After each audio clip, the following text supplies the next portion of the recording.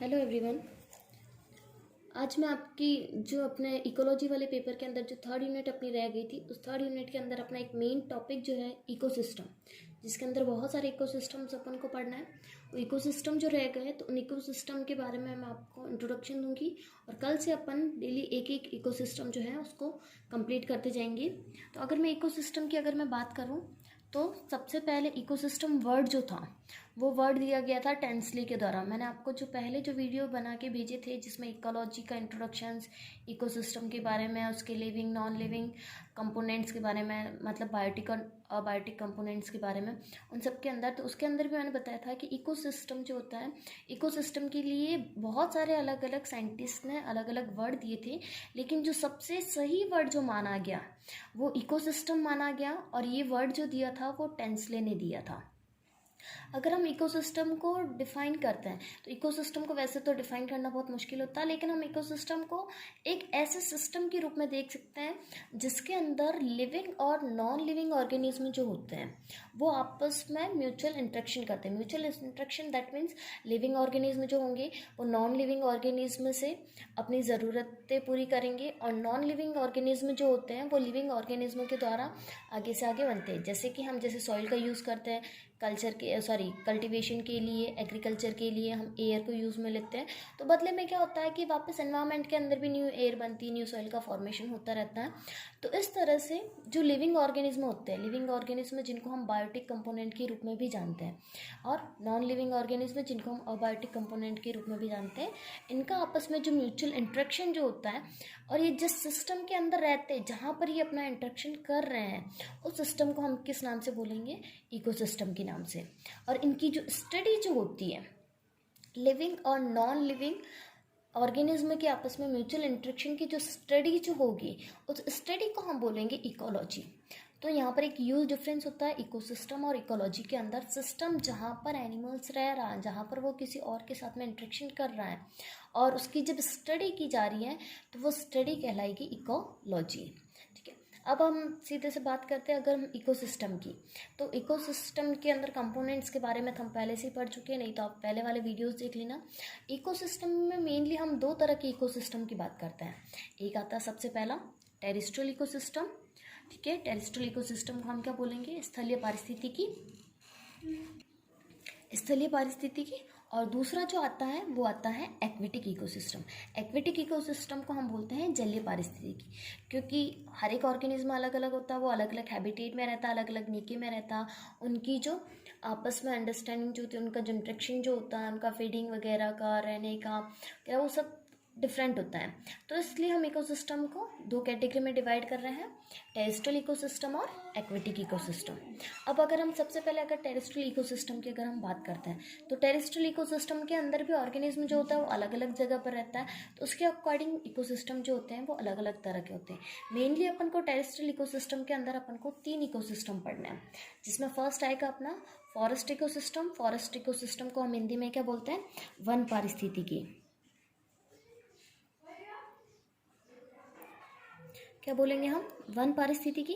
That means कि forest के अंदर किस तरह से ऑर्गेनिज्म जो होते हैं वो रहते हैं, किस तरह से वो एक दूसरे के साथ में इंटरेक्शन करते हैं, उनके वहाँ पर नॉन लिविंग ऑर्गेनिज्म कौन से होते हैं, अबायोटिक ऑर्गेनिज्म कौन से होता है, बायोटिक ऑर्गेनिज्म कौन से होते हैं, सबसे लोएस्ट ट्रॉपिक लेवल कौन सा होता है, सबसे हाईएस्ट ट्रॉपिक लेवल कैसा होता है, वो फीडिंग कैसे लेते हैं, किस तरह से इंटरेक्शन होता है।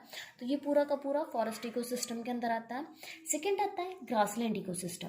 ग्रासलैंड इकोसिस्टम को हम हिंदी में बोलते हैं घास पारिस्थितिकी तंत्र।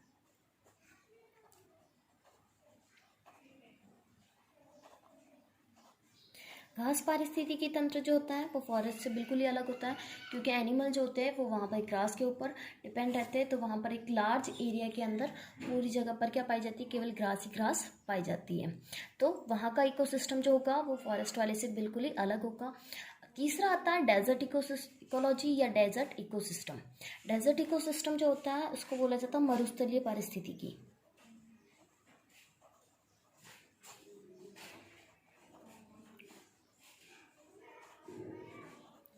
मरुस्थलीय पारिस्थिति की हम बात करते हैं तो डेजर्ट के अंदर क्या होता है कि एक जहाँ पर नॉर्मली बारिश होती है, जहाँ पर नॉर्मली फूड वगैरह अवेलेबल होता है, वहीं डेजर्ट में हमको देखने को मिलता है वहाँ बारिश बिल्कुल नहीं होती, फूड वगैरह बिल्कुल नहीं होता, वहाँ के एनिमल जो होते हैं वो टोटली डिफरेंट होते हैं।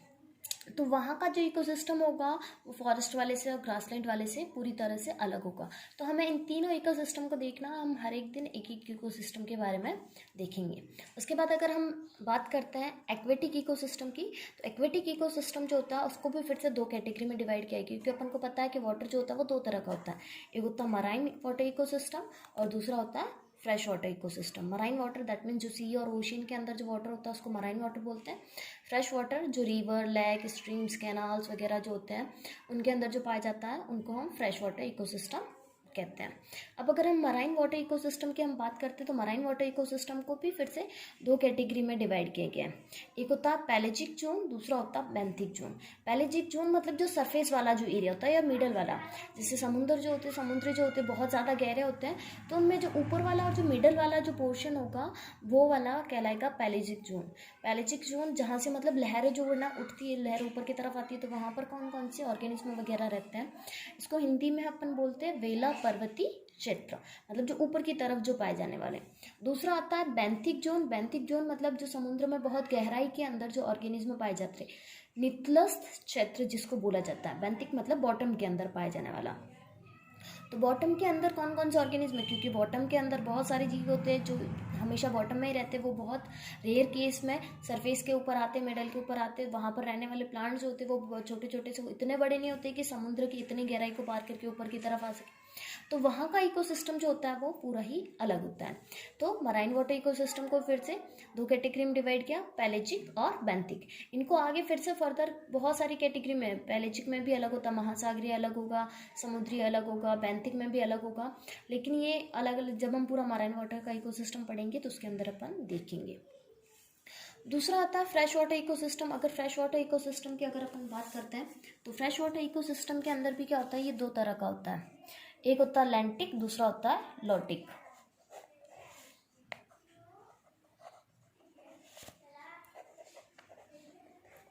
लैंटिक जो होता है वो होता है अगतिशील, और लॉटिक जो होता है जो गतिशील होता है। गतिशील मतलब जैसे बहने वाला, जैसे नदी का पानी जो होता है वो बहता है, तालाब का पानी जो होता है वो स्थिर होता है। तो लैंटिक वाला जो होगा वो कैसा होगा, अगतिशील होगा, और लॉटिक वाला जो होगा वो गतिशील। तो फ्रेश वाटर में लॉटिक के अंदर क्या क्या आ जाएंगे, रिवर्स आ गई, कैनाल्स आ गए, स्ट्रीम्स आ गए, तो ये नहरें वगैरह जो होती हैं तो वो सारे के सारे किस में आते हैं, लॉटिक फ्रेश वाटर के अंदर आ गए। पॉन्ड हो गया, लेक हो गया, तो ये सारे के सारे लैंटिक के अंदर आएंगे। इनके अलावा एक और इकोसिस्टम जो बचता है वो इकोसिस्टम आता है यूस्टेरियाइन इकोसिस्टम। यूस्टेरियाइन इकोसिस्टम को हम हिंदी में बोलते हैं वेला संगम क्षेत्र। वेला संगम क्षेत्र जहाँ पर रिवर जो होती है वो सी से मिलती है, ओशन से मिलती है। रिवर और सी जो होती है वो जहाँ पर मिलती है, इनका जो मुहाना जो होता है जिसको अपन कॉमनली डेल्टा के नाम से जानते हैं, तो ये डेल्टा वाला जो क्षेत्र होता है, यहाँ डेल्टा वाले में क्या होता है, थोड़ा सा खारा पानी भी आता है, थोड़ा सा मीठा पानी भी आता है। तो उस जगह पर इकोसिस्टम जो होगा, वहाँ पर रहने वाले ऑर्गेनिज्म जो होंगे वो फ्रेश वाटर इकोसिस्टम से और मराइन वाटर इकोसिस्टम से पूरी तरह से अलग होंगे। तो इसके लिए क्या होता है कि डेल्टा वाला जो इकोसिस्टम जो होगा, वहाँ पर रहने वाले जितने भी प्लांट्स की स्पीशीज, फ्लोरा, फोना वगैरह जो होंगे वो पूरा का पूरा इन दोनों इकोसिस्टम से अलग होगा। तो इस इकोसिस्टम को हम बोलते हैं यूस्टेरियाइन इकोसिस्टम। तो हमें जो मेनली जो इकोसिस्टम जो पढ़ना है, marine water ecosystem, fresh water ecosystem, desert ecosystem और यूस्टेरियाइन इकोसिस्टम, ये चार इकोसिस्टम अपन को मेनली पढ़ना है। इनके बारे में ऑलमोस्ट क्वेश्चंस जो होते हैं वो पूछे जाते हैं। तो कल से हम एक एक इकोसिस्टम जो होगा उसके डीपली स्टडी करेंगे। Thank you.